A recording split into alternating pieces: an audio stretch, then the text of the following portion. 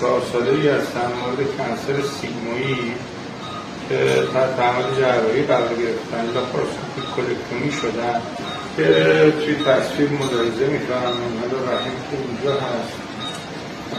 هنوز آناستوموز رو انجام ندادیم ولی تو ملاحظه بفرمایید می‌بینید حاله عروق ایلیاک و همه ارگان‌هایی که در واقع توی پلن آناتومیک ما هستن. لیگامان ترس رو ملاحظه می‌کنم به صورت کامل تومور و تمام غدد لنفاوی ناحیه برداشته شدن. ما در واقع دیتری انجام دادیم، می‌خواستیم دیفور بکنیم مریض رو که نمیدونم توی ایران تا به حال انجام شده است یا نه، ولی این آورت هست که داریم میدیمش بالا. میبینید اینجا هیچ لنفنودی وجود نداره، هرچند که بود و برداشتیم عروق لنفاوی که روی آورت بودن به یک دیتری کامل برای ایشون انجام شد.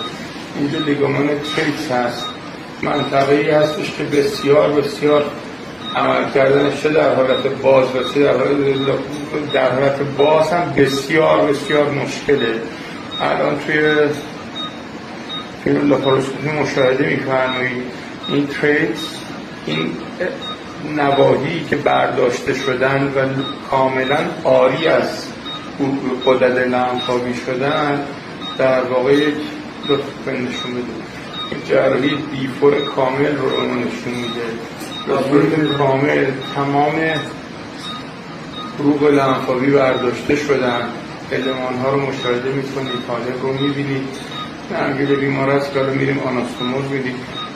کلا تمام پلن آناتومیک برداشته شده، حالب، عروق ایلیاک، آورت. اینجا بایفورکیشن ناحیه آورت هست یا به صورت کامل رفتیم و برداشتیم. تمام اون غدد برداشته شدن. این بایفورکیشن رو لطف میکنید، اینجا بایفورکیشن آورت هست. این در واقع آورت که به دو شاخه تقسیم میشه. این ایلیاک راست هست، این ایلیاک چپ هست. کریستالسیسم حالب رو مشاهده میکنید، به صورت کامل لخت شده. همچنین جراحی من نمیدونم که واقعا توی ایران قابل انجام هست یا نه. و این زیر هم که به هر حال ورید IVC رو ملاحظه می‌فرمایید، تمام غدد لنفاوی ناحیه پاک شده.